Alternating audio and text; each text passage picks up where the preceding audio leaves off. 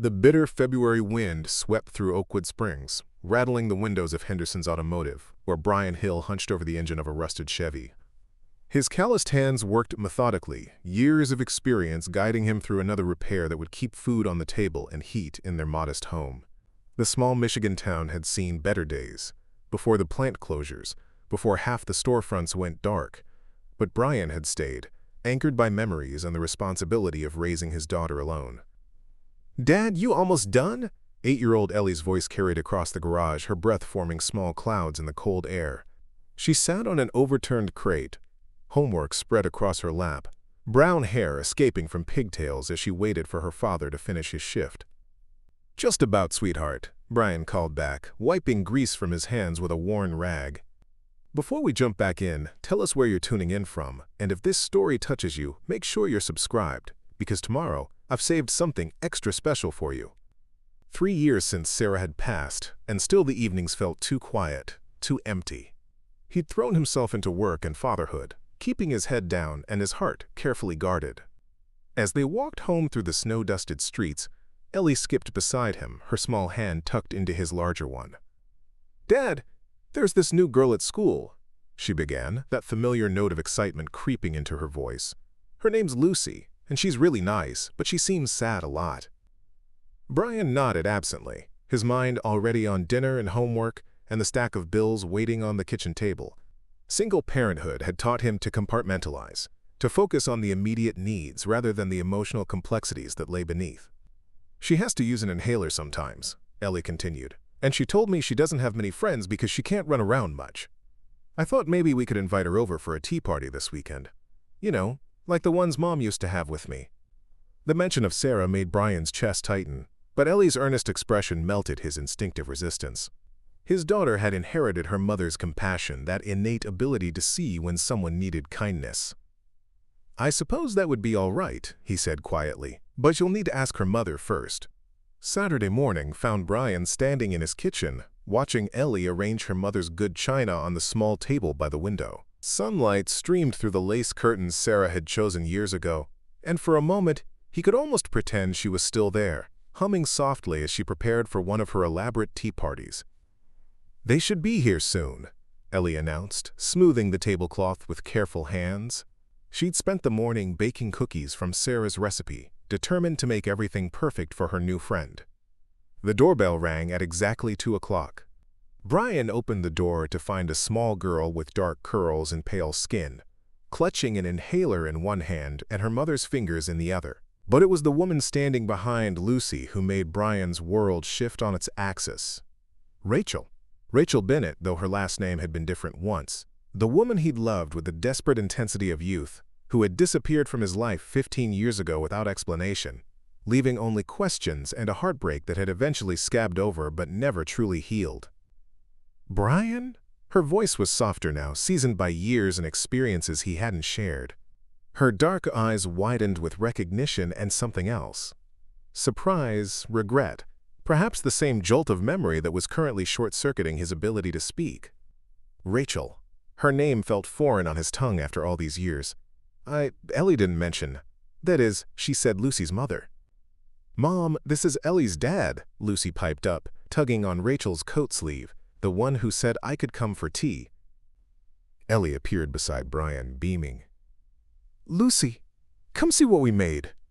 She grabbed the younger girl's hand and led her toward the kitchen, leaving Brian and Rachel standing in the doorway, the weight of 15 years settling between them like an unwelcome guest. "May I come in?" Rachel asked quietly, and Brian realized he'd been staring. "Of course, sorry." He stepped aside, acutely aware of his flannel shirt and work jeans, of the toys scattered on the floor and the general chaos that came with single fatherhood. It's been a long time." "Yes, it has." Rachel removed her coat with careful movements, as if afraid any sudden gesture might shatter the fragile civility of the moment. "Lucy's been looking forward to this all week." Ellie was very kind to invite her. They stood in his living room, the same room where they'd once spent long summer evenings talking about their dreams, where she'd kissed him goodbye that last night before everything fell apart, and Brian felt the careful walls he'd built around his heart beginning to crack. "She's a good kid," he managed, watching through the doorway as Ellie poured imaginary tea with theatrical flourish while Lucy giggled. Ellie, I mean. She gets that from her mother. I heard about Sarah, Rachel said softly. I'm so sorry, Brian, she was lovely.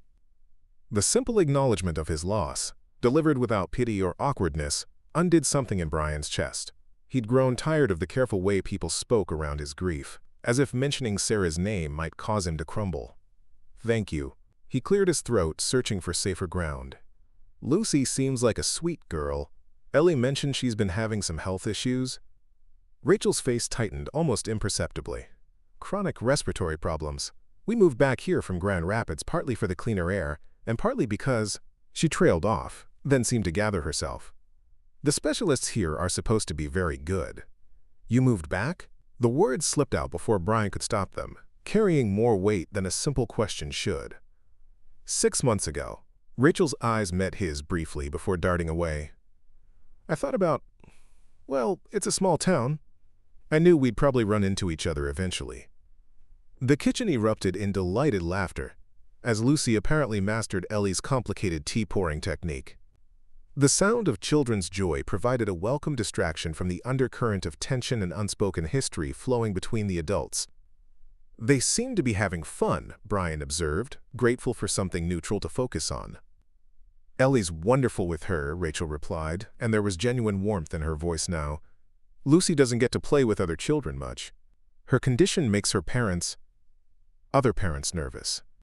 Brian thought about Nancy Patterson next door, who still checked on them every few days, who had held him together during those first terrible months after Sarah's death. Community meant something different in small towns, but it also meant that fear and judgment traveled fast.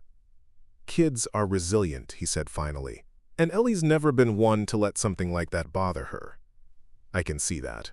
Rachel watched their daughters through the doorway, her expression soft. She has your eyes, you know, and your stubborn chin. The casual familiarity of the observation, the implication that Rachel had been studying his daughter, looking for traces of him, sent an unexpected warmth through Brian's chest. Before he could respond, Ellie appeared in the doorway. Dad, can Lucy and I have cookies now? We've had 3 cups of tea already, and I think we're ready for the fancy part. Of course, Brian smiled. I'll get the milk. As he moved toward the kitchen, he caught Rachel watching him with an expression he couldn't quite read, something hungry and careful and sad all at once. The afternoons stretched ahead of them, full of landmines and possibilities in equal measure. The tea party stretched into late afternoon, punctuated by Lucy's occasional need for her inhaler, and Ellie's elaborate stories about each piece of China's imaginary history. Brian found himself stealing glances at Rachel, cataloging the ways she'd changed, the fine lines around her eyes, the careful way she held herself, as if braced for disappointment. But her laugh remained the same, rich and unexpected, surfacing whenever Lucy said something particularly charming. As the light began to fade, Rachel glanced at her watch with obvious reluctance. We should probably head home soon. Lucy needs her evening medication. Mom, can't we stay a little longer? Lucy's voice carried the universal whine of childhood, made more poignant by her pallor, and the slight wheeze that underlied her words. Another time, sweetheart, Rachel said gently, already reaching for Lucy's coat. Ellie's dad probably has things to do. Actually, Brian heard himself saying, why don't you let me make dinner? Nothing fancy, but there's enough for everyone. The offer surprised him as much as it seemed to surprise Rachel. He hadn't cooked for anyone outside his immediate family in years, hadn't wanted the complication of other people in his carefully ordered world. Oh, that's not necessary, Rachel began, but Ellie was already tugging on Lucy's sleeve. Please, Dad makes really good grilled cheese, and we could play more after dinner. Lucy looked up at her mother with hopeful eyes, and Brian watched Rachel's careful reserve crack slightly. If you're sure it's not too much trouble. No trouble at all, Brian said, and meant it. While the girls returned to their elaborate game in the living room, Brian moved around his kitchen with practiced efficiency. Rachel perched uncertainly on a stool at the counter. The domesticity of it felt strange and natural all at once, like slipping on a coat you hadn't worn in years only to discover it still fit perfectly. So, Rachel said finally, watching him butter bread with focused concentration, Mechanic, I always wondered if you'd stick with it. Seemed like the practical choice after Dad died, Brian replied, not looking up from the pan. Take over the shop, steady work, good benefits. Everything Mom always said I should want. And is it what you wanted? The question hung between them, loaded with implications about dreams deferred and roads not taken. Brian flipped the sandwiches with more force than necessary. It pays the bills. Lets me be there for Ellie. He glanced at her sideways. What about you? Last I heard, you were going to study journalism, change the world one story at a time. Rachel's laugh held no humor. I did study journalism. Even worked for a paper in Grand Rapids for a few years before. She gestured vaguely in Lucy's direction. Things change. Lucy's father? Brian asked quietly, then immediately regretted the question.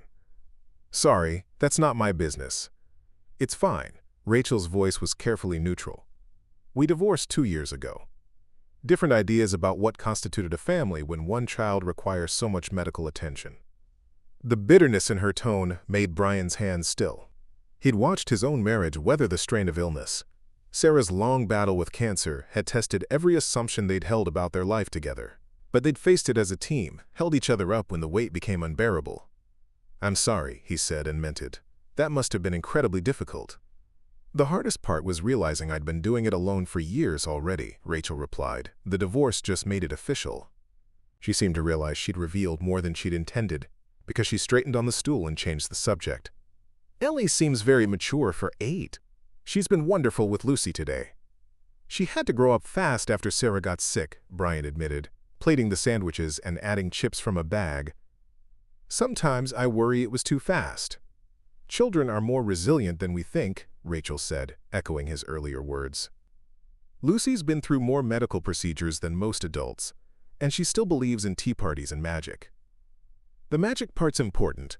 Brian agreed, carrying plates to the table where the girls had abandoned their game in favor of building an elaborate fort out of couch cushions. Ellie, Lucy, dinner's ready.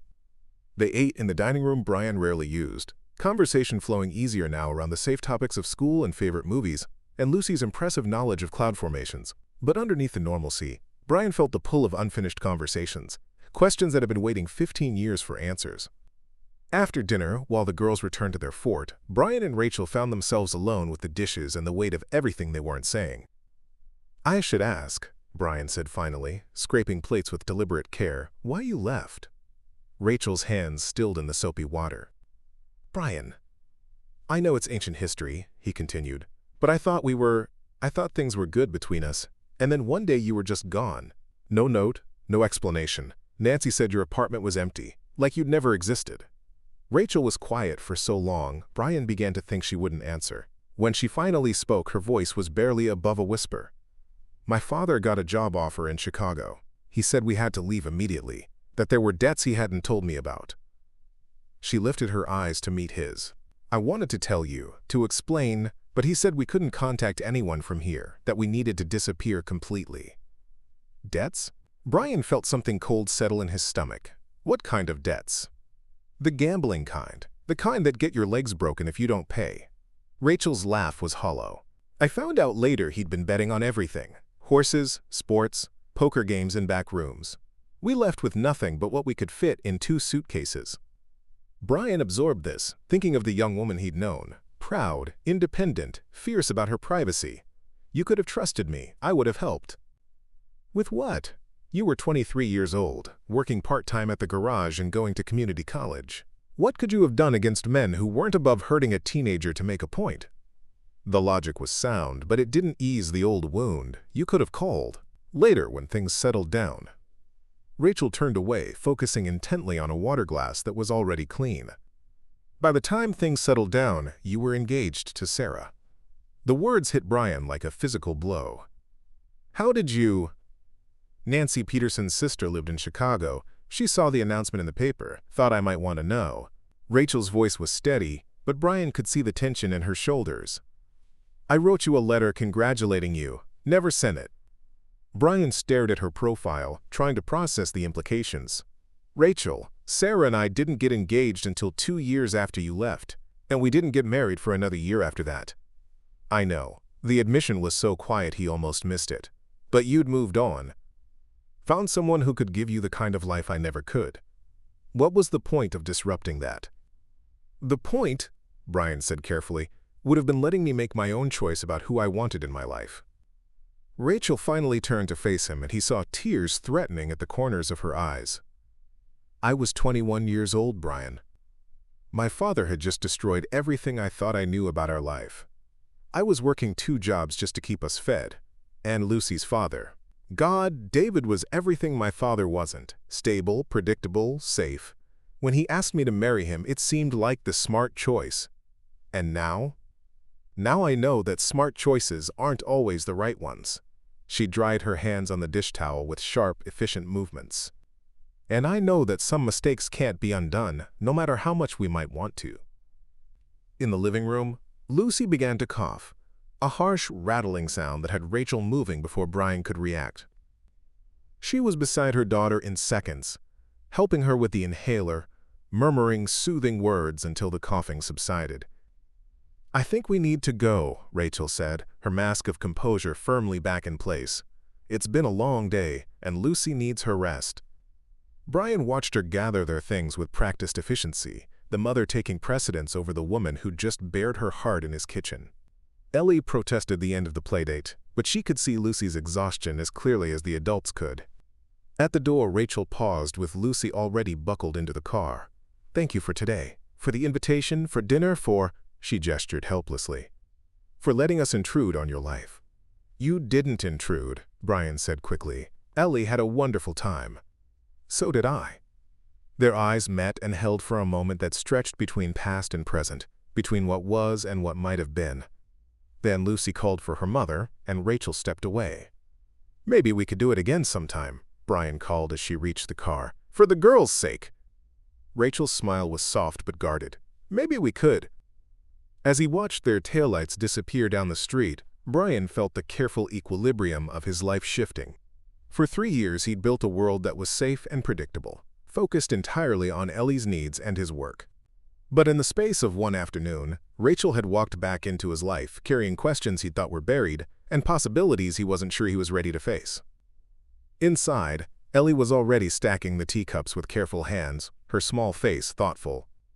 Did you know Lucy's mom before Dad? She asked without looking up. Brian considered lying, maintaining the careful fiction that some parts of his life existed separately from his role as her father.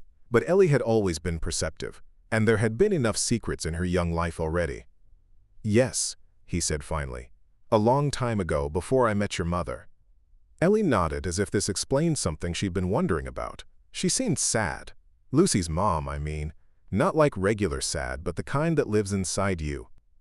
The observation was so unexpectedly insightful that Brian felt his throat tighten.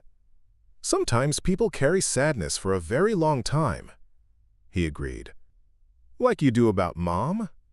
The question caught him off guard, delivered with the matter-of-fact directness only children possessed. Yes, he admitted. Like that.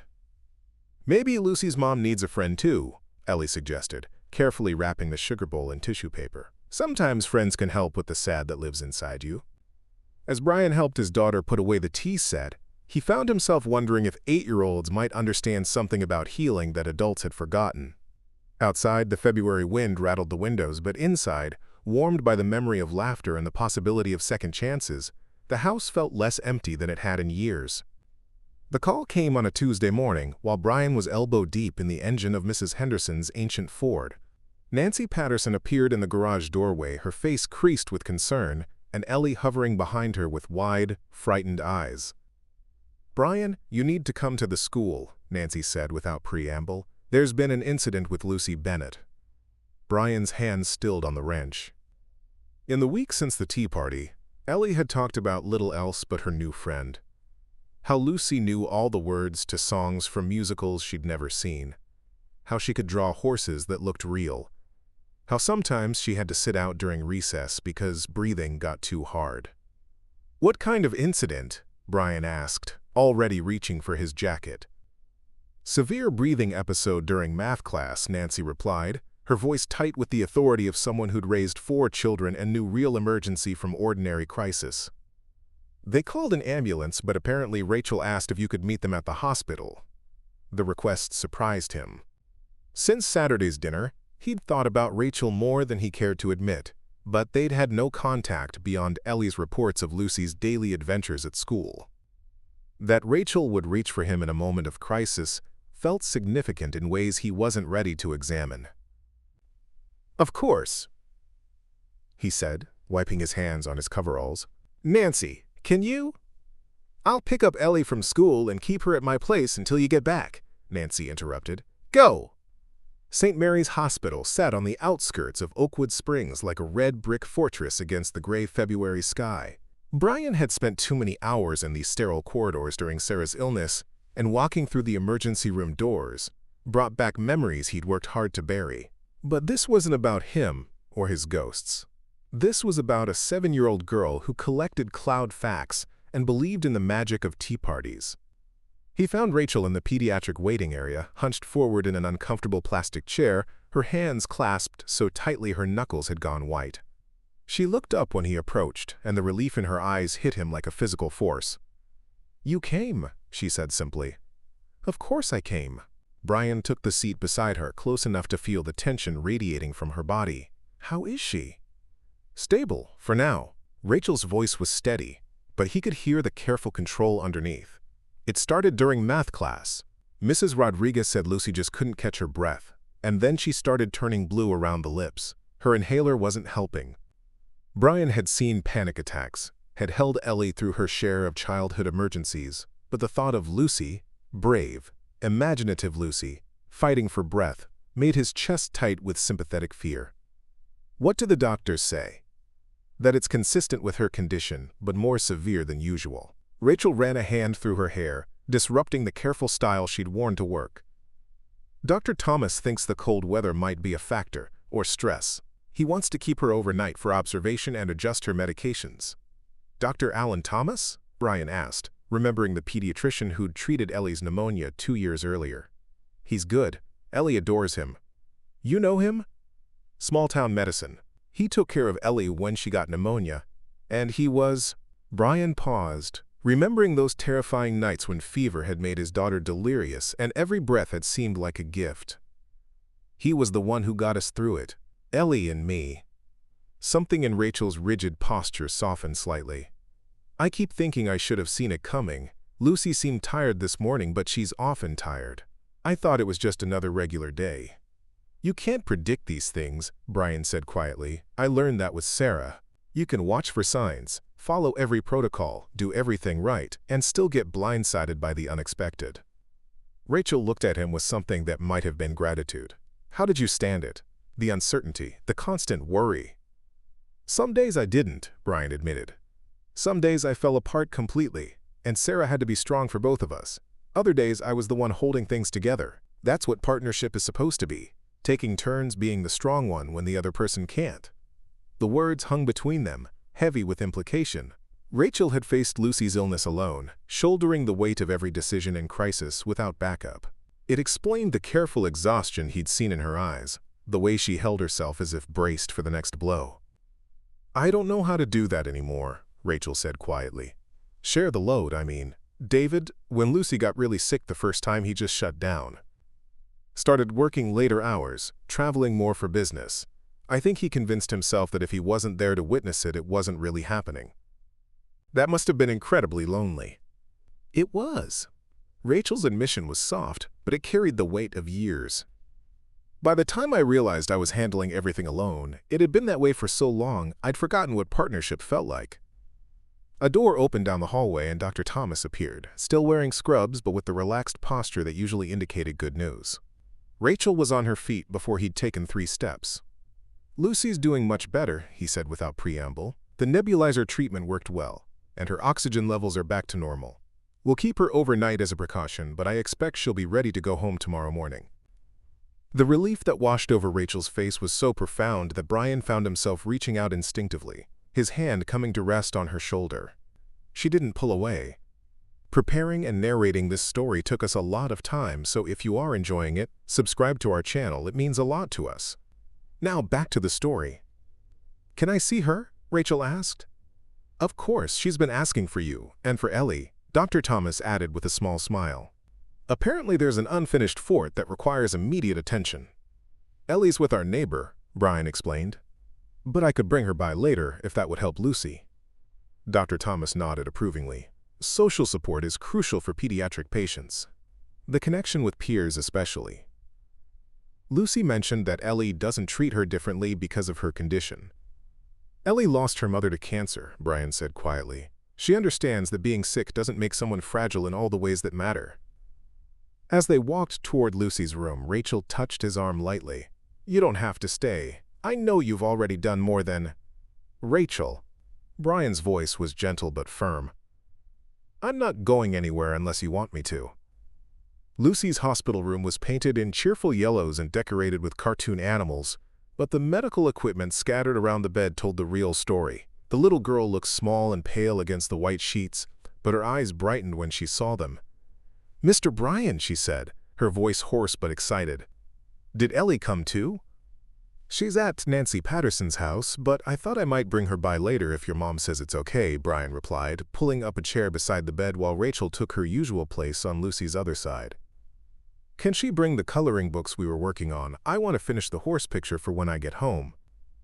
I'm sure she'd love to, Brian said, watching Rachel smooth Lucy's dark curls with automatic maternal tenderness. The gesture was so familiar.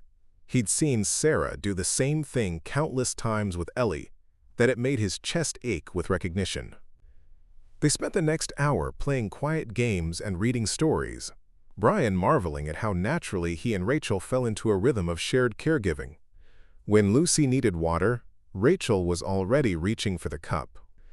When her breathing grew slightly labored, Brian was the one who noticed first and quietly adjusted her pillows to help her sit up straighter.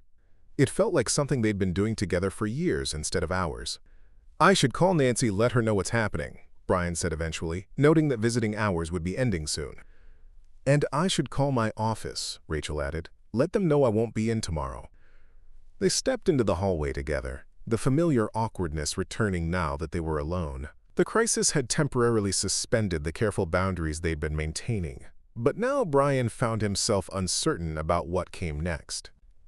Thank you, Rachel said suddenly, for coming, for staying, for… She gestured helplessly. I don't know what I would have done if you hadn't been here. You would have done exactly what you always do, Brian replied. Whatever Lucy needed. You're stronger than you think, Rachel. She looked at him with something that might have been wonder. I don't feel strong. Most days I feel like I'm barely holding it together.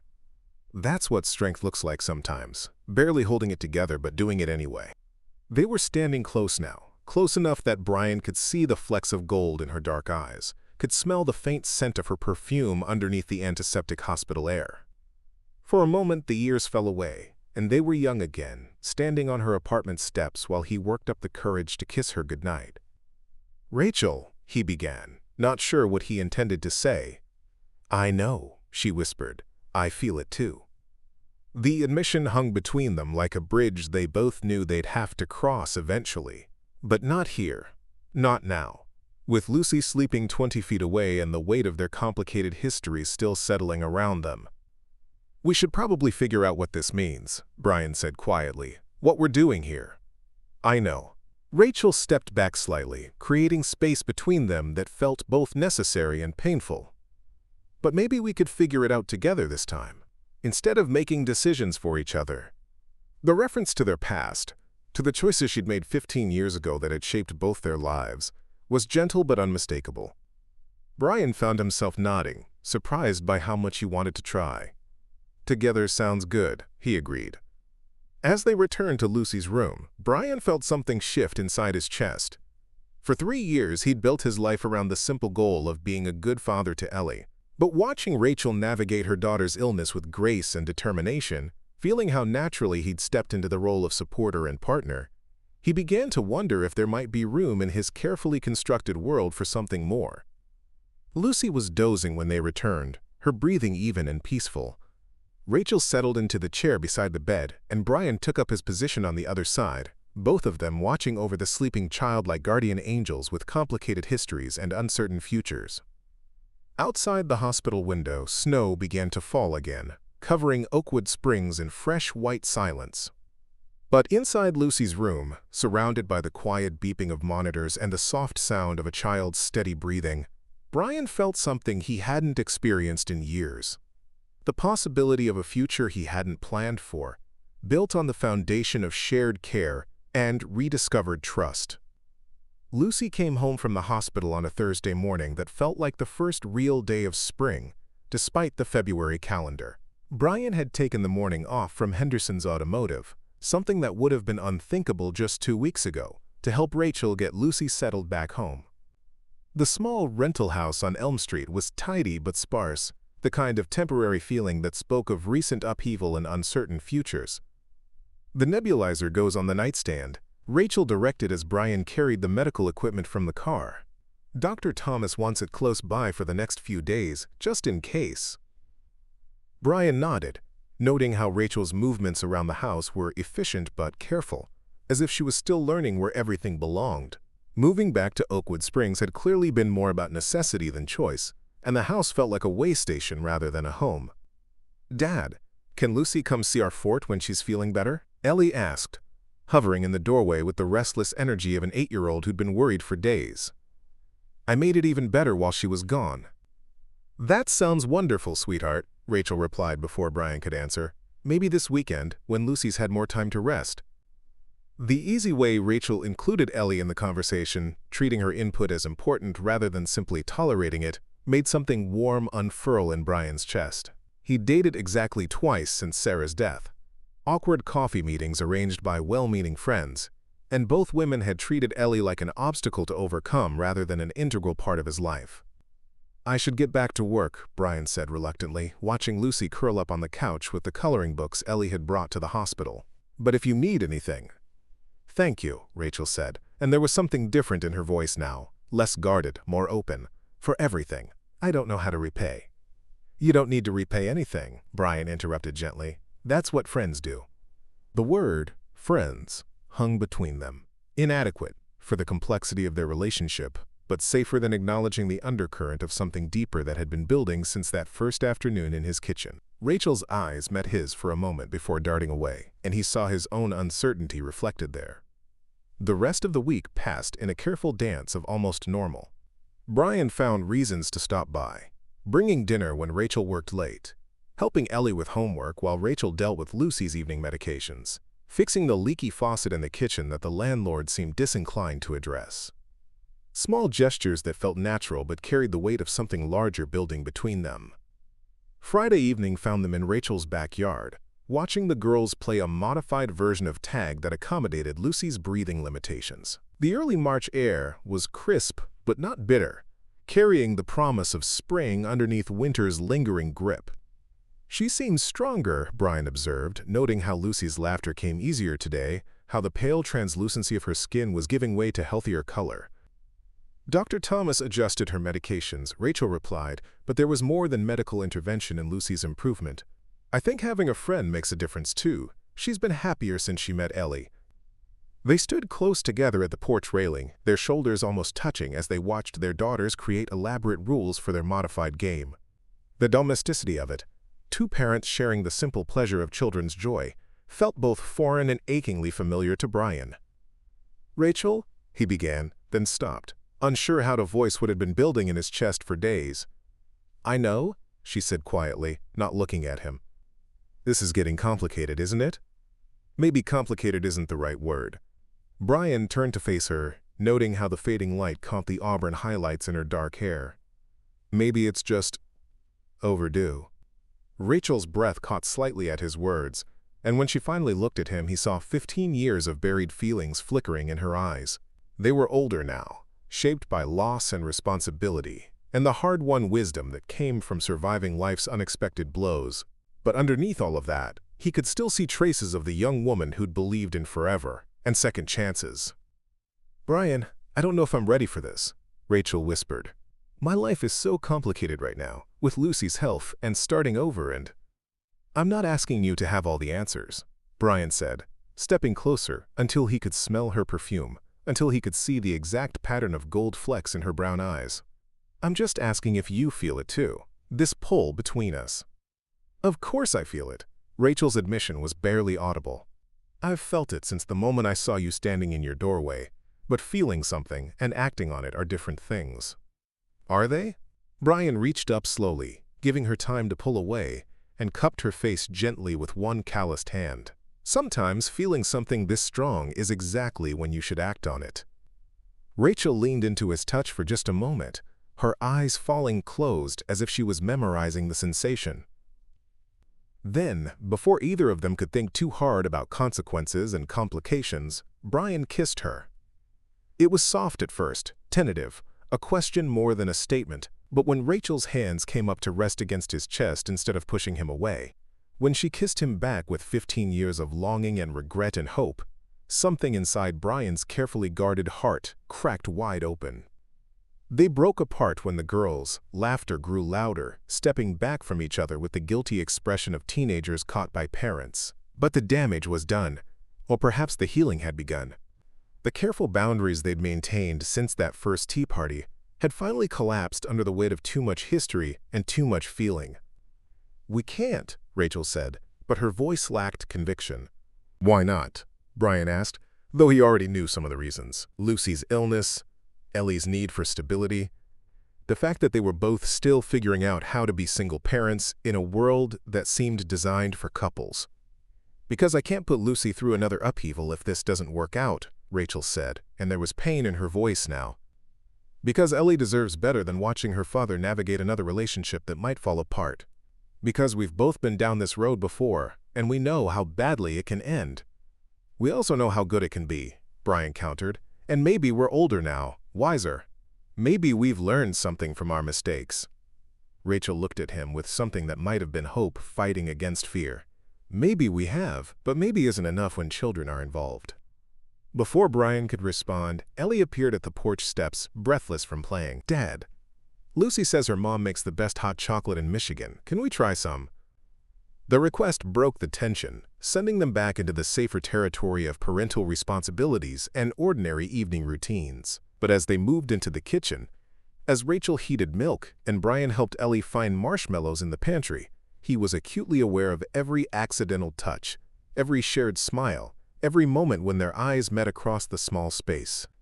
Later, after hot chocolate had been consumed and goodnights had been said, Brian lingered in Rachel's driveway, reluctant to leave the warmth of her house for the familiar emptiness of his own.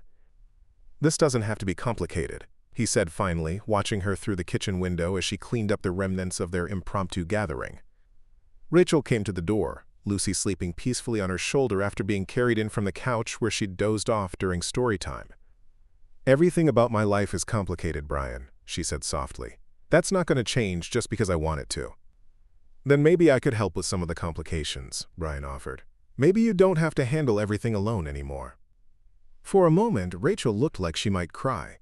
Then she shifted Lucy slightly and managed a small smile. "I'll think about it," she promised.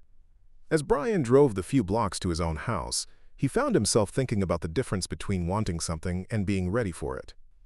He'd wanted Rachel back in his life from the moment he'd seen her standing on his doorstep, but tonight, kissing her in the fading light while their daughters played nearby, he'd realized that want wasn't enough. Love, real, lasting, adult love, required more than desire. It required courage and trust, and the willingness to risk everything for the possibility of something better. The question was whether they were both brave enough to try. Saturday morning found Ellie at the kitchen table with scissors, glue, and a stack of photographs scattered around her like the debris of a craft store explosion. Brian watched from the stove where he was making pancakes, fascinated by his daughter's intense concentration as she arranged and rearranged pictures with the precision of a museum curator. "What's the project?" he asked, flipping a pancake with perhaps more flair than necessary. "A memory book for Lucy," Ellie replied without looking up from her work. "Mrs. Rodriguez said sometimes when kids are sick a lot, they feel sad about missing things. So I thought if I made a book of all the good things that happen, Lucy could have them even when she has to stay home." Brian felt his throat tighten with pride and something deeper. At 8 years old, Ellie had somehow understood that healing wasn't just about medicine and doctor visits. It was about feeling connected to life even when illness tried to isolate you. "That's a beautiful idea, sweetheart," he said, bringing her a plate of pancakes cut into the star shapes she'd loved since she was 3. "What kinds of memories are you including?" "Pictures from our tea party, drawings of our fort, pressed flowers from the park," Ellie explained, showing him a page where she'd carefully arranged autumn leaves around a photo of Lucy laughing. "And I'm leaving blank spaces for new memories we haven't made yet. The simple wisdom of that gesture, faith in a future full of moments worth remembering, made Brian realize his daughter had inherited more than Sarah's compassion. She'd somehow developed an understanding of hope that humbled him. "Dad," Ellie said suddenly, her voice taking on the careful tone she used when approaching subjects she sensed were complicated. "Do you like Lucy's mom?" Brian nearly dropped his spatula. "What do you mean?" "I mean like her, the way grown-ups like each other when they want to hold hands and stuff." Ellie's matter-of-fact delivery made the question somehow more pointed than if she'd been dramatic about it. Brian sat down across from her, recognizing that this was one of those parenting moments that required honesty rather than deflection. "What makes you ask that?" "You smile different when she's around, like how Mom used to make you smile but not exactly the same." Ellie carefully positioned a photo of the four of them at the hospital, taken when Lucy was feeling better. "And yesterday when you thought I wasn't looking, you held her hand for a really long time." Out of the mouths of babes. Brian had thought they'd been subtle, careful to maintain appropriate boundaries in front of the children, but Ellie had always been observant, and apparently their idea of discretion had been less effective than they'd hoped. "It's complicated," Brian said finally, borrowing Rachel's phrase from the night before. "Because of Mom?" Ellie asked, and there was no jealousy in her voice, just genuine curiosity. "Partly because of Mom," Brian admitted. "And partly because Lucy's mom and I knew each other a long time ago, before you were born, before I met your mother." Ellie absorbed this information with the seriousness of a child processing adult complexities. "Did you love her before Mom?" The question caught Brian off guard with its directness. "Yes," he said quietly, "I did." "And now?" Brian looked at his daughter, really looked at her, and saw Sarah's intelligence shining from eyes that were unmistakably his own. 8 years old, and she was already wise enough to understand that love wasn't a finite resource, that caring for someone new didn't diminish what he'd felt for her mother. "I think I might," Brian admitted, "but it's not that simple when you're a grown-up with responsibilities." "Because of me and Lucy?" Ellie asked. "Because I want to make sure any decisions I make are good for you too," Brian clarified. "You're the most important person in my world, Ellie. That doesn't change no matter what." Ellie nodded solemnly, then returned to her memory book with renewed focus. "I think Lucy's mom is nice," she said conversationally. "And I think Lucy would like having you around more. She told me her dad hardly ever calls, and that makes her sad sometimes." Brian felt a familiar anger at David Bennett's apparent indifference to his daughter's well-being, but he pushed it aside. This wasn't about judgment. It was about what kind of man he wanted to be in Lucy's life, regardless of what her biological father chose to do or not do. "What would you think," Brian asked carefully, "if Lucy's mom and I decided we wanted to spend more time together? As a family, I mean." Ellie looked up from her gluing with the kind of smile that transformed her entire face. "I'd think that would be really good. Lucy needs more people to love her, and you need someone who makes you smile the way Mom used to." The simple acceptance in her voice, the generous spirit that saw love as addition rather than subtraction, made Brian realize that his daughter was going to be just fine no matter what choices he made. More than fine, she was going to be extraordinary. A knock at the door interrupted his thoughts, and Brian found Nancy Patterson on his doorstep with the familiar expression of someone who had observations to share whether he wanted to hear them or not. "Morning, Nancy," Brian said, stepping aside to let her in. "Coffee's fresh if you want some." "Don't mind if I do," Nancy replied, but her attention was already focused on Ellie's project spread across the table. "That's lovely, sweetheart. I'm sure Lucy will treasure it." "I hope so," Ellie said. "Dad's going to help me bind it with ribbon when I'm finished." Nancy accepted the mug Brian offered and fixed him with a look that had been making him slightly nervous since high school. "So," she said without preamble, "you want to tell me what's really going on with you and Rachel Bennett?" "Nancy," Brian began, but she waved him off. "This is a small town, Brian Hill. People notice things, like the fact that your truck's been parked in her driveway every evening this week. Like the fact that you've been whistling while you work for the first time since Sarah died." "I'm helping out," Brian said weakly.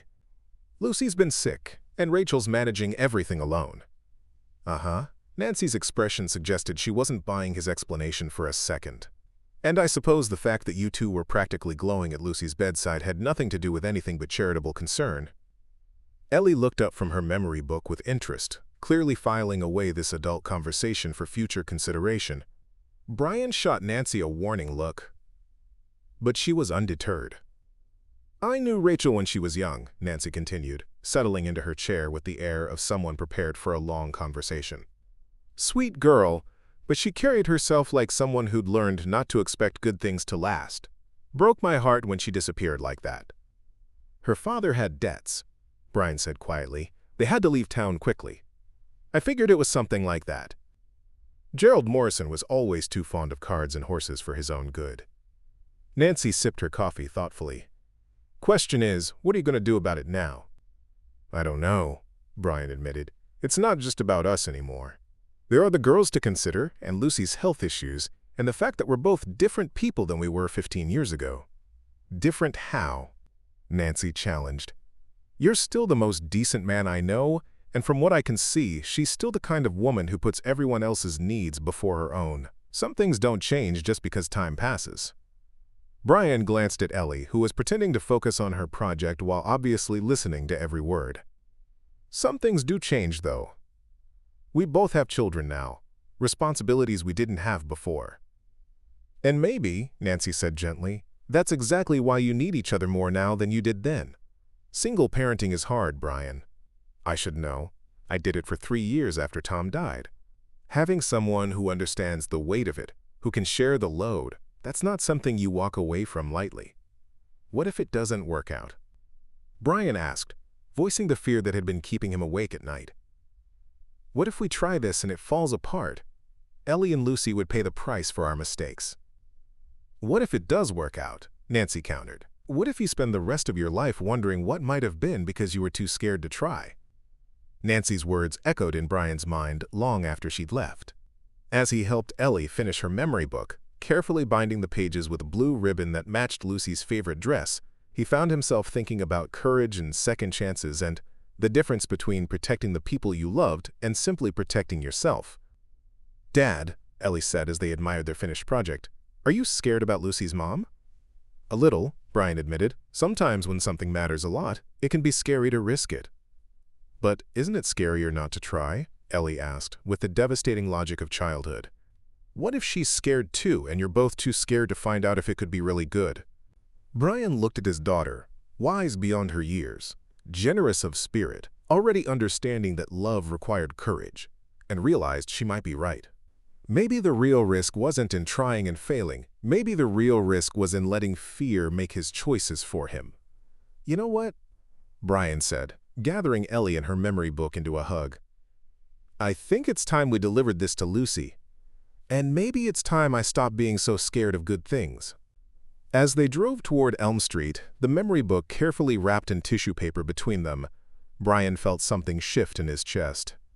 For 3 years, he'd built his life around the safe predictability of routine and responsibility. But watching Ellie create something beautiful for a friend who needed hope, listening to Nancy's practical wisdom about the risks of living too carefully, he'd begun to understand that some chances were worth taking precisely because they mattered so much. Rachel and Lucy deserved more than his careful friendship. Ellie deserved to see her father choose happiness instead of just safety. And maybe, just maybe, he deserved the chance to love and be loved again, even if it came with no guarantees except the promise of trying his best. The conversation Brian had been avoiding finally came on a Sunday afternoon in mid-March, when spring had begun its tentative claim on Oakwood Springs and the girls were building fairy houses from twigs and leaves in Rachel's backyard. He and Rachel sat on her porch steps, watching their daughters work with the focused intensity of architects designing cathedrals. We need to talk about what's happening here, Rachel said quietly, her voice carrying the weight of decisions that had been postponed too long. Brian nodded, though his stomach clenched with familiar anxiety. 3 weeks of careful courtship, shared dinners, family walks, stolen moments when the girls were distracted, had built something fragile and precious between them. But fragile things required honest conversation to become something stronger. I know, he replied. I've been thinking about it too. The girls are getting attached, Rachel continued, watching as Lucy showed Ellie how to weave grass into miniature furniture. To the idea of us all being together, I mean. Ellie asked me yesterday if I thought you might want to marry me someday. Brian felt heat rise in his cheeks. What did you tell her? That it was something you and I would have to figure out together, Rachel said with a small smile. But it made me realize we can't keep dancing around this indefinitely. Either we're moving towards something real, or we need to step back before the girls get hurt. The ultimatum was delivered gently, but Brian recognized it for what it was. Rachel had been abandoned too many times. By her father's gambling debts, by David's inability to handle Lucy's illness, by circumstances beyond her control. She wouldn't let her daughter invest in another relationship that might disappear without warning. "What do you want?" Brian asked, then immediately realized the inadequacy of the question. "I mean, what do you want that you think is actually possible? Not just the fantasy version, but the real-life, complicated, everyday version." Rachel was quiet for a long moment, watching Lucy carefully position an acorn cap like a tiny bowl on the ferry house's porch. "I want someone who sees Lucy's illness as part of our life instead of an obstacle to work around," she said finally. "I want someone who understands that some days are going to be about hospital visits and breathing treatments instead of whatever we'd planned. I want a partner who won't disappear when things get difficult." "And personally," Brian pressed, "what do you want for yourself, not just as Lucy's mother?" Rachel's smile was soft but tinged with old pain. "I want to feel like myself again instead of just a collection of responsibilities. I want to laugh without feeling guilty about it.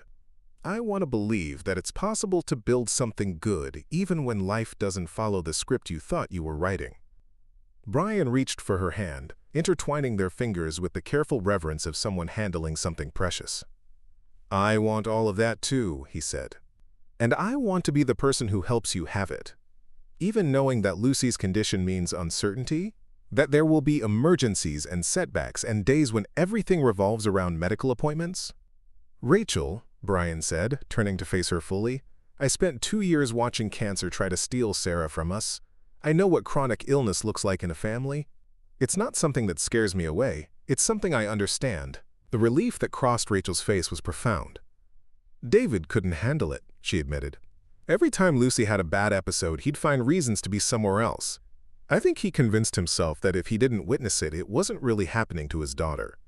Then he missed the most important part," Brian said firmly. "He missed seeing how strong she is, how brave. He missed the privilege of being someone she could count on when everything felt scary and uncertain." "You really mean that, don't you?" Rachel's voice held wonder, as if the concept of someone embracing rather than tolerating her daughter's challenges was foreign to her experience. "I mean all of it," Brian confirmed. "I want to be Lucy's safe person when she's scared. I want to teach Ellie that families can look different than what she had with Sarah and me, but still be just as real. I want to wake up next to you and know that whatever the day brings, we're handling it together." Tears gathered in Rachel's eyes, but they seemed more like relief than sadness. "That sounds like you're talking about forever," she said softly.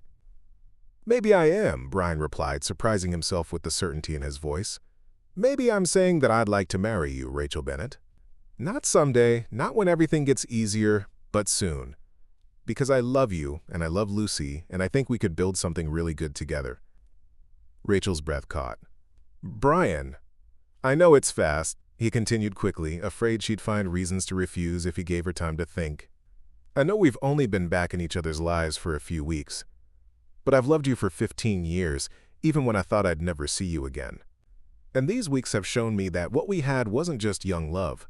It was the real thing, waiting for us to be ready for it." "What about Ellie?" Rachel asked. "This would change everything for her." "I asked her," Brian admitted, "yesterday when she was making that memory book for Lucy. She said she thought Lucy needed more people to love her, and I needed someone who made me smile the way her mother used to." "She said that?" Rachel's voice was thick with emotion. 8 years old, and she understands something about love that took me 40 years to figure out," Brian said with a rueful laugh. "That it's not about replacing what you had before. It's about having the courage to build something new." They were interrupted by Lucy's delighted squeal as the ferry house achieved structural stability. Both girls looked toward the porch with grins of accomplishment, and Brian felt his heart swell with the rightness of this moment. These people, this possibility, this chance at the kind of happiness he thought was lost to him forever. "So what do you say?" he asked Rachel quietly. "Will you marry me? Will you let me be Lucy's stepdad and help you figure out this whole blended family thing?" Rachel looked at him with eyes that held 15 years of separation and 3 weeks of rediscovery, at their daughters who were already acting like sisters, at the life spread out before them with all its complications and possibilities. "Yes," she whispered, and then louder, with growing certainty, "Yes, I'll marry you, Brian Hill." The girls looked up at the sound of their mothers, laughter, and something in the adults' expressions must have communicated itself across the yard, because suddenly Lucy was running toward them with Ellie close behind. "Are you happy crying?" Lucy asked, throwing herself into Rachel's arms with the casual affection of a child who trusted absolutely in her mother's love. "Very happy crying," Rachel confirmed, pulling Lucy close while reaching for Ellie with her free arm. "Dad, Brian, and I have something to tell you both." As Brian watched Rachel gather both girls into an embrace that felt like the beginning of everything, he thought about the unexpected ways life could surprise you. 3 weeks ago, he'd been a single father, focused on nothing more complicated than keeping his daughters safe and happy. Now he was planning a wedding, preparing to become a stepfather, looking forward to a future that included breathing treatments and tea parties, and the daily miracle of love multiplying instead of dividing. "Are we going to be a real family now?" Ellie asked, her face shining with an excitement that made Brian's chest tight with gratitude. "We already are a real family," Brian said, settling onto the porch step beside Rachel and pulling all 3 of them into his arms. "We just need to make it official." As the afternoon sun slanted across Rachel's backyard, illuminating fairy houses and the faces of people he loved more than he'd thought possible, Brian felt the last of his carefully maintained walls crumble. For the first time since Sarah's death, the future stretched ahead not as something to be endured, but as something to be embraced, built on the foundation of second chances and the courage to believe in forever, one more time. The call came at 3 in the morning on a Tuesday in late March, jarring Brian from sleep with the particular urgency that only middle-of-the-night phone calls possessed. He fumbled for his phone, immediately alert in the way single parents learn to be when darkness brought emergencies. "Brian?" Rachel's voice was tight with controlled panic. "I'm sorry to wake you, but Lucy's having trouble breathing. I'm taking her to the emergency room." "I'm on my way," Brian said, already reaching for his clothes. "Do you need me to meet you there?" "Could you? I know it's a lot to ask, but—" "Rachel, stop. I'll be there in 10 minutes. By the time Brian arrived at St. Mary's emergency room, after calling Nancy to stay with Ellie, Lucy was already being examined. He found Rachel in the waiting area, her face pale with exhaustion and fear, still wearing the pajamas she'd thrown a coat over in her rush to get Lucy help. "How is she?" Brian asked, settling beside her and automatically reaching for her hand. "They're doing breathing treatments now," Rachel said, her voice carefully controlled. "Dr. Thomas thinks it might be related to the pollen count, spring allergies on top of her existing condition." Brian nodded, remembering Ellie's struggles with seasonal allergies the year before. But Lucy's respiratory issues made everything more complicated, turned ordinary childhood ailments into potential crises. "Have you eaten anything?" Brian asked, noting the way Rachel's hands trembled slightly. "I'm not hungry," Rachel replied automatically, the response of someone who'd learned to prioritize everyone else's needs above her own. "That wasn't what I asked," Brian said gently. "When did you last eat?" Rachel looked at him with surprise, as if the question hadn't occurred to her. "Yesterday afternoon, I think. Lucy wasn't feeling well, so I was focused on monitoring her symptoms." Brian felt a familiar frustration rise in his chest, not at Rachel, but at the impossible position single parents found themselves in, especially when dealing with chronic illness. There was never enough time, never enough hands, never enough of yourself to go around. "I'm going to get you something from the cafeteria," he said, standing up. "And before you argue, think about what you'd tell me if our situations were reversed." 20 minutes later, Brian returned with coffee, a sandwich, and a bag of chips that looked suspiciously like something from a vending machine. Rachel accepted the food with grateful hands, and he watched her eat with the mechanical efficiency of someone refueling rather than enjoying a meal. "This is what it's like," Rachel said suddenly, her voice small. "This is what you're signing up for. 3 a.m. phone calls in hospital waiting rooms and always wondering if this is the time it gets really bad." Brian studied her face, seeing not just the immediate fear but the deeper exhaustion of someone who'd been carrying this weight alone for too long. "Is this you trying to scare me away?" he asked quietly. "Maybe," Rachel admitted. Maybe I'm testing whether you really understand what Lucy's condition means for our life together." "I see." Brian leaned back in his chair, considering his words carefully. "So this is the part where I prove myself by saying the right things and demonstrating my commitment through grand gestures?" Rachel flinched slightly at his tone. "That's not what I—" "Because here's the thing, Rachel," Brian continued, his voice gentle but firm. "I don't need to prove anything to you, not because I don't care, but because love isn't a performance. It's a choice you make every day, especially on the days when it's difficult." He reached for her hands, noting the wedding ring tan line that had faded but still marked her finger like a ghost of previous promises. "David left because he couldn't handle this. I understand that. But I'm not David, and this isn't the same situation." "How is it different?" Rachel asked, and there was something vulnerable in her voice now, as if she genuinely wanted to understand. "Because I'm not going into this blind," Brian replied. "I know what chronic illness looks like in a family. I know what it means to love someone whose body doesn't cooperate, whose future comes with question marks instead of guarantees. And I'm choosing this anyway." A nurse appeared in the doorway before Rachel could respond. "Mrs. Bennett? Lucy's asking for you. Her breathing has improved significantly." They hurried down the hallway together, but Brian noticed the way Rachel's posture shifted as they approached Lucy's room, shoulders squaring, face smoothing into calm reassurance. The transformation from vulnerable woman to competent mother was so complete it took his breath away. Lucy was sitting up in the hospital bed, color returning to her cheeks but still looking small and fragile against the white sheets. Her face brightened when she saw them both. "Mom, Mr. Brian came too." Lucy's voice was hoarse but excited. "Look, I can breathe better already." "That's wonderful, sweetheart," Rachel said, immediately moving to check Lucy's oxygen levels on the monitor, adjust her pillows, smooth her hair. "How are you feeling?" "Better, but tired," Lucy admitted. "Can we go home soon?" "Dr. Thomas wants to keep you for a few more hours," Rachel explained, "just to make sure the breathing treatment is working properly." Brian watched this exchange with growing understanding. This wasn't just about Lucy's immediate health. It was about the way chronic illness inserted itself into every decision, every plan, every moment of ordinary life. Rachel hadn't been testing his commitment as much as showing him the reality of what love looked like in their world. "Lucy," Brian said, pulling up a chair beside the bed, "would you like me to call Ellie? I bet she'd want to know you're okay." "Could you?" Lucy's eyes lit up. "I was scared she'd be worried when I wasn't at school today." As Brian stepped into the hallway to call home, he heard Rachel beginning to sing softly. A lullaby he remembered from Ellie's infancy, something about dreams and stars and safe harbors. The sound followed him down the corridor, and he realized this was what partnership looked like with Rachel. Not grand romantic gestures, but showing up at 3 in the morning and knowing what song to sing. When he returned to the room, Lucy was dozing, and Rachel was slumped in her chair with the exhaustion of someone whose adrenaline had finally begun to fade.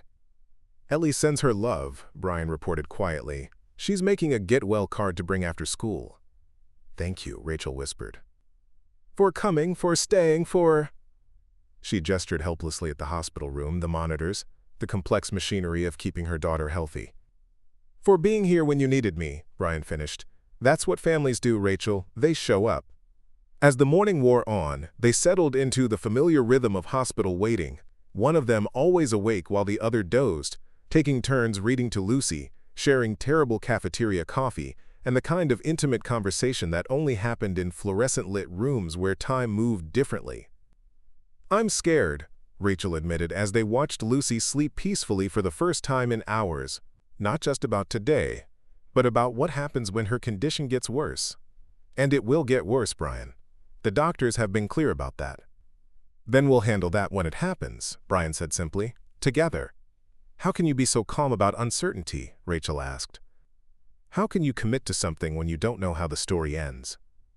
Brian thought about Sarah's final months, about the way love had sustained them even when medicine couldn't, about the choice to hope instead of despair, to build something beautiful even in the shadow of loss. "Because the alternative is living like you're already grieving," he said finally. "And that's no way to love anyone. Especially not a little girl who deserves to know that the people in her life aren't going anywhere." Dr. Thomas appeared in the doorway with the relaxed posture that usually meant good news. "Lucy's responding well to treatment. We can discharge her this afternoon with some adjustments to her daily medications." As they prepared to take Lucy home, Brian realized something had shifted during their long night in the hospital. Not just in his understanding of what their life together would look like, but in Rachel's willingness to let him be part of it. The crisis had stripped away the careful politeness they'd been maintaining, leaving behind something more honest and therefore more durable. "Ready to go home?" he asked Lucy as a nurse helped her into a wheelchair for the ride to the car. "Are you coming home with us?" Lucy asked, and the casual way she included him in the concept of home made Brian's chest tight with gratitude. "If your mom doesn't mind," Brian replied, looking at Rachel for confirmation. "I don't mind," Rachel said quietly. "I don't mind at all." As they drove through Oakwood Springs in the late afternoon light, Lucy dozing in the back seat and Rachel's hand resting in his on the center console, Brian understood that this was what commitment looked like in real life, not the absence of fear, but the decision to choose love anyway. Lucy's recovery from the hospital episode was slower than anyone had anticipated. What should have been a few days of rest stretched into a week of missed school, modified activities, and the kind of watchful anxiety that came with chronic illness. By Friday evening, both Brian and Rachel were exhausted from the careful vigilance that had become their new normal. "She's frustrated," Rachel said quietly as they watched Lucy from the kitchen window. She was sitting on the back porch steps, chin in her hands, watching Ellie play alone in the yard with the resigned expression of someone much older than 7. "She wants to run around with Ellie," Brian observed, noting how his daughter had modified her usual energetic games to accommodate Lucy's limitations. "And Ellie's trying so hard to include her without making it obvious." They'd all been walking on eggshells since Tuesday's emergency room visit, hyper-aware of Lucy's breathing, quick to intervene at the first sign of distress. But Brian was beginning to understand that constant vigilance could become its own kind of prison, limiting not just Lucy's activities but everyone's ability to live normally. "Maybe we're being too careful," Rachel said, voicing what they'd both been thinking.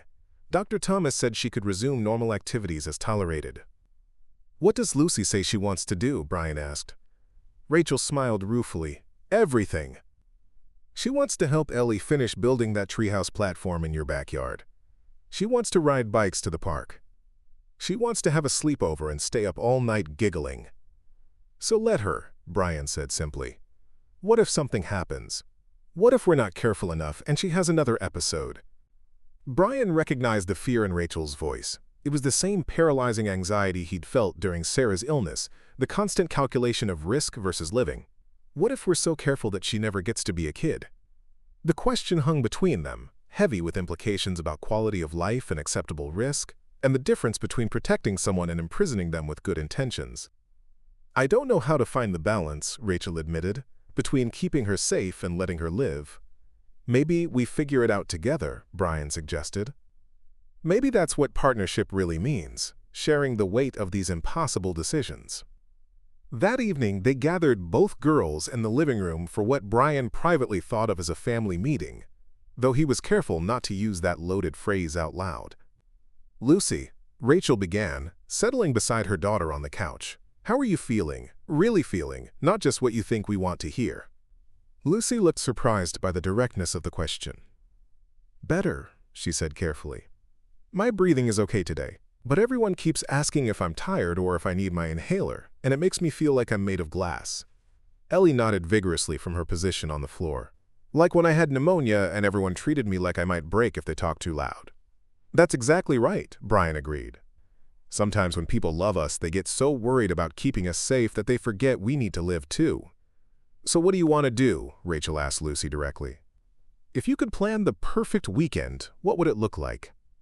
Lucy's face lit up with possibility. "I want to sleep over at Ellie's house and help finish the treehouse platform. I want to make pancakes for breakfast and not have anyone ask me how I'm breathing every 5 minutes." Rachel glanced at Brian, and he could see the internal struggle playing out across her face. Every parental instinct screamed against allowing activities that might trigger another breathing episode. But Lucy's excitement, the normal childhood longing in her voice, was equally compelling. "What if we compromise?" Brian suggested. "Sleepover and treehouse building, but with some reasonable precautions. Inhaler, easily accessible, activities paced so Lucy doesn't get overly tired, adults nearby but not hovering. You mean like normal families do? Lucy asked, with the devastating honesty of childhood. Exactly like normal families do, Rachel said, and Brian heard the decision in her voice. Because that's what we are now. Normal. Even if our normal looks a little different than other people's. Saturday morning found all four of them in Brian's backyard armed with hammers, nails, and a platform kit that had been gathering dust in his garage since the previous summer.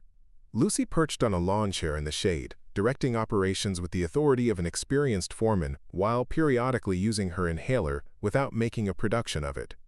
"No, Ellie, that board goes the other way," Lucy called out, pointing at the platform frame Brian and Ellie were assembling.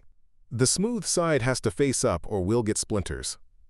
"How do you know so much about building?" Brian asked, impressed by Lucy's technical knowledge. "My grandpa taught me before he died," Lucy replied matter-of-factly. "He said girls should know how to fix things just like boys do." Rachel smiled from her position, holding a support beam steady. Dad was always teaching her something practical: car maintenance, basic carpentry, how to change a fuse. He said knowledge was the one thing nobody could take away from you. As they worked, Brian found himself watching the easy way Lucy and Ellie collaborated, how naturally Rachel fit into the rhythm of family construction projects, how right this felt despite the unconventional path that had brought them together. This was what he'd been missing without realizing it, not just romantic partnership, but the particular magic of shared purpose and complementary strengths. "Mom, can you hand me that wrench?" Ellie called out, fully absorbed in tightening bolts with the concentration of a master craftsman. "I've got it," Rachel replied, but she passed the tool to Lucy first. "Quality control manager gets first inspection rights." Lucy tested the bolt's tightness with serious attention to detail, then nodded approvingly before handing the wrench to Ellie. The small gesture, including Lucy in the work without making allowances that would embarrass her, spoke to Rachel's growing comfort with letting her daughter be capable instead of fragile. By afternoon, they had a sturdy platform 6 feet off the ground, complete with rope ladder and safety railings. Lucy climbed up first, moving slowly but steadily, her face radiant with accomplishment. "Look how far I can see," she called down to them. "I can see all the way to the park."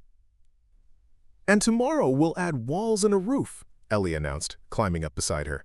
"It's going to be the best treehouse in Oakwood Springs." As Brian and Rachel cleaned up tools in companionable silence, watching their daughters plan elaborate additions to their aerial fortress, Rachel spoke quietly. "I keep waiting for the other shoe to drop," she admitted. "For something to go wrong. For Lucy to have an episode, for you to realize this is too complicated and walk away." Brian set down the hammer he'd been holding and turned to face her fully. "Rachel, look at me." When she met his eyes, he saw the vulnerability there, not just about Lucy's health, but about her own worthiness of love, her ability to believe in happy endings after so many disappointments. "I'm not going anywhere," he said simply. "Not when Lucy has a bad day. Not when the medical bills pile up. Not when you're scared and exhausted and don't know how to make the right decisions. I'm here for all of it." "How can you be so sure?" Rachel asked. "Because this morning, watching you hand Lucy that wrench, seeing how you've learned to let her be brave, I realized I'm not just choosing to love you and Lucy. I'm choosing to trust that we can build something together that's stronger than whatever challenges come our way." Tears gathered in Rachel's eyes, but they seemed more like relief than sadness. "I want to believe that." "Then believe it," Brian said, pulling her into his arms. "Believe that some stories do have happy endings, even if they don't follow the script you thought you were writing." Above them, Lucy and Ellie burst into delighted laughter over some shared joke, the sound floating down from their perch like a benediction. In that moment, surrounded by the debris of construction and the promise of future building projects, Brian felt the last of his careful reservations dissolve. This was his family now. Messy, complicated, built on a foundation of second chances and shared courage. Not the family he'd planned, but the family he'd been given, and somehow that made it even more precious. "I love you," Rachel whispered against his chest. "I love you too," Brian replied, meaning it with every fiber of his being. "All of you. This whole beautiful, complicated, wonderful life we're building together." As the sun began to set over Oakwood Springs, painting the sky in shades of rose and gold, Brian felt something he hadn't experienced since before Sarah's diagnosis: unqualified hope for the future. Not hope despite uncertainty, but hope because of the strength they'd found in facing uncertainty together. Tomorrow would bring its own challenges, its own moments of fear and joy and ordinary magic. But tonight, with his family safe and happy and together, Brian allowed himself to believe in forever one more time. The wedding took place on a Saturday in early May, in the small garden behind Nancy Patterson's house where Sarah's roses were beginning their annual resurrection. Rachel had initially resisted the location, feeling it was somehow inappropriate to celebrate new love in a space so connected to Brian's first marriage. But Ellie had been the one to suggest it, with the uncomplicated wisdom that seemed to be her specialty. "Mom's roses should be there when you get married," she'd announced over breakfast one morning. She would have wanted to see Dad happy again. So here they stood, surrounded by white blooms and the soft murmur of 30 close friends and neighbors, with Pastor Morrison from the Methodist Church conducting a ceremony that felt both solemn and joyful. Lucy served as flower girl, scattering rose petals with the concentrated precision of someone entrusted with an important mission, while Ellie held the rings with the gravity of an 8-year-old who understood the significance of promises. "Do you, Brian, take Rachel to be your wife, to love and cherish in sickness and in health, for better or worse as long as you both shall live?" Brian looked at Rachel, radiant in a simple cream dress that complemented her dark hair, and felt the weight of the moment settle around them like a blessing. "I do," he said, his voice steady despite the emotion threatening to overwhelm him. "Do you, Rachel, take Brian to be your husband, to love and cherish in sickness and in health, for better or worse as long as you both shall live?" "I do," Rachel replied, her eyes never leaving his face, and Brian heard 15 years of separation and loss and rediscovery in those two simple words. "By the power vested in me by the state of Michigan," Pastor Morrison announced with a smile, "I now pronounce you husband and wife. Brian, you may kiss your bride." The kiss was soft and sweet, witnessed by their daughters and the people who'd supported them through individual struggles and now celebrated their union. When they broke apart, Lucy and Ellie cheered with the enthusiasm of children who'd been waiting for this moment almost as much as the adults. "Ladies and gentlemen," Pastor Morrison said with obvious pleasure, "I present to you the Hill family." The reception was held in Nancy's backyard, with tables borrowed from the Methodist Church and food contributed by neighbors who understood that community meant showing up for life's important moments. Dr. Thomas was there with his wife, along with most of Ellie's teachers and several families from Lucy's school. It wasn't elaborate, but it was perfect, the kind of celebration that honored not just the couple, but the village that had helped raise their children. "Speech! Speech!" called out Tom Henderson from the garage, and other voices quickly joined the chorus. Brian stood up reluctantly, pulling Rachel to her feet beside him. Public speaking had never been his strength, but there were things that needed to be said. "Most of you know that Rachel and I have quite a history," he began, earning chuckles from the crowd. "We found each other young, lost each other for a long time, and found each other again when we needed it most." He looked down at Ellie and Lucy, sitting at the head table with matching grins and floral crowns that were slightly askew from their energetic dancing. "But the real miracle isn't that we found our way back to each other. It's that these two remarkable girls decided we belonged together before we were smart enough to figure it out ourselves." Ellie and Lucy beamed under the attention, and Brian felt his throat tighten with the magnitude of what they'd accomplished together. "Building a family isn't just about love," he continued. "It's about showing up every day, especially on the days when it's difficult. It's about choosing each other again and again, through breathing treatments and late-night phone calls and the ordinary chaos of life with children." Rachel squeezed his hand, and he drew strength from her steady presence beside him. "So thank you all for being here to witness our beginning. And thank you for being the kind of community that makes love possible, that catches us when we fall, and celebrates with us when we rise." The applause was warm and genuine, and as Brian sat back down, he felt the deep satisfaction of having said what needed to be said. Later, as the evening wound down and neighbors began clearing tables and folding chairs, Brian found himself in the kitchen with Nancy, washing dishes in companionable silence. "Sarah would have loved this," Nancy said suddenly, her voice soft with memory.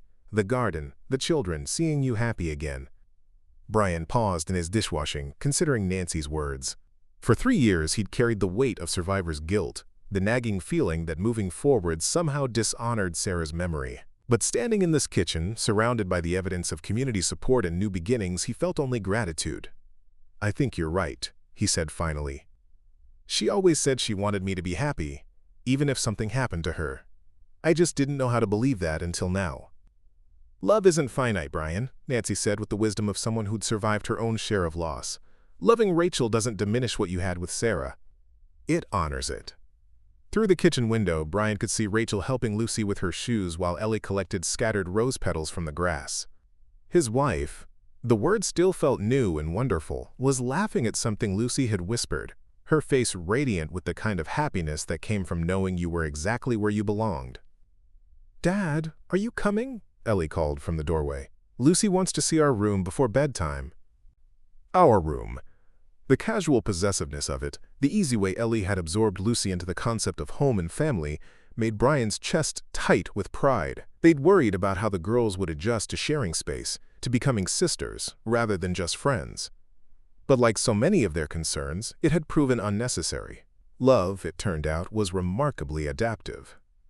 "Coming, sweetheart?" Brian replied, drying his hands on the dish towel Nancy offered. The drive home was quiet. Both girls drowsy from excitement and sugar, their flower crowns abandoned on the car floor. Rachel sat beside him in comfortable silence, her hand resting on his knee, her wedding ring catching the light from passing street lamps. "No regrets?" Brian asked quietly. "Only that it took us 15 years to get here," Rachel replied, then smiled. "But maybe we needed that time to become the people who could make this work." At home, their home now, officially, they carried sleeping children to the bedroom Ellie and Lucy had spent weeks decorating together. Twin beds with matching quilts, a shared bookshelf filled with stories about magic and adventure, walls covered with drawings of fairy houses and family portraits that included all four of them. "Look at that," Rachel whispered, pointing to a picture Lucy had drawn of their wedding day. 4 stick figures holding hands under a rainbow, with the Hill family written in careful letters across the top. "She drew this last week," Brian realized. "Before we were even officially married." "She knew," Rachel said simply. "They both knew we belonged together before we did." As they tucked blankets around their daughters and turned off the light, Brian felt the profound satisfaction of a day that had gone exactly as it should. Not perfect.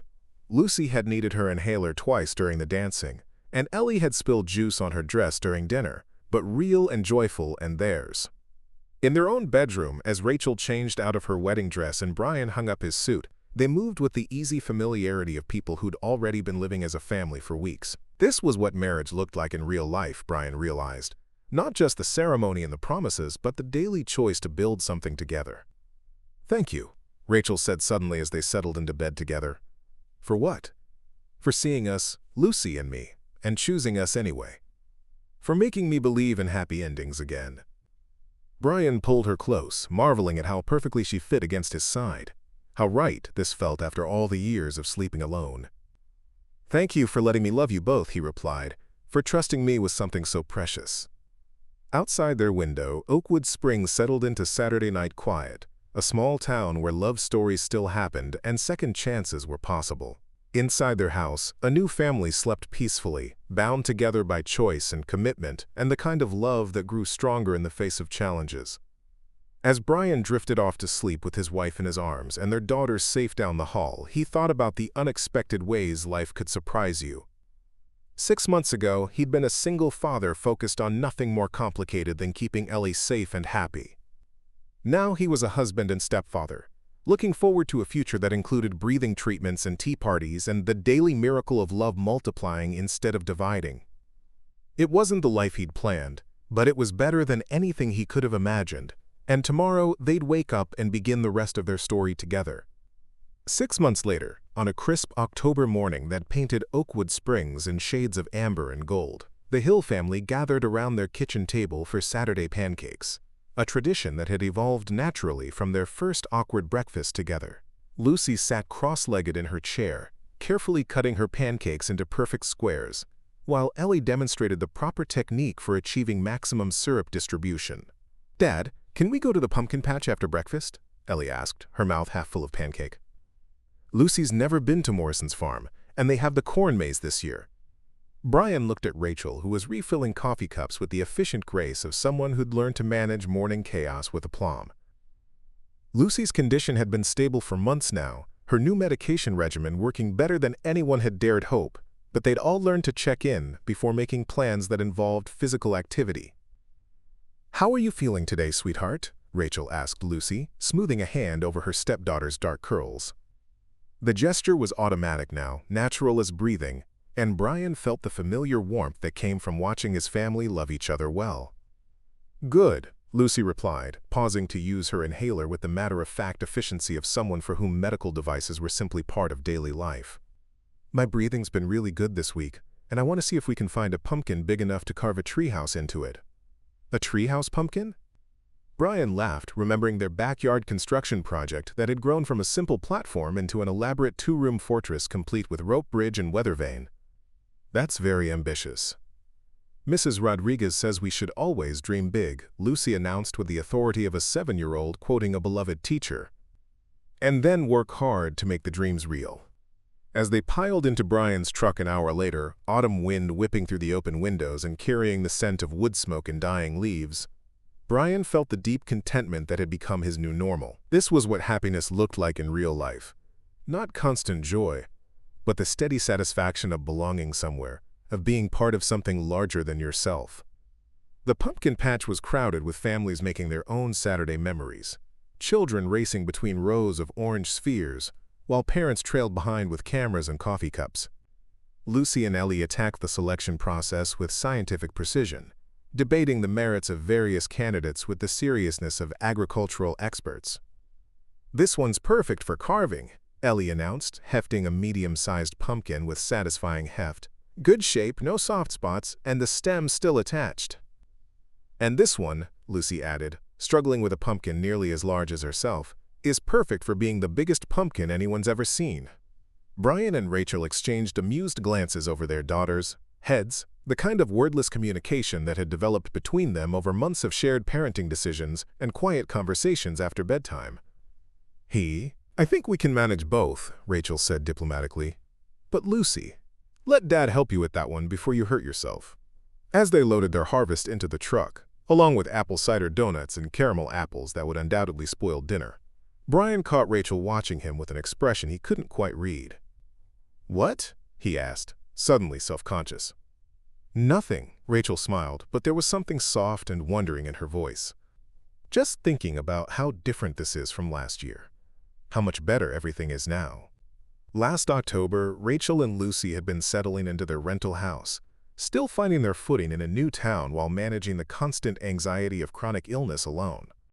Brian and Ellie had been going through the motions of their established routines, comfortable but isolated in their small world of two.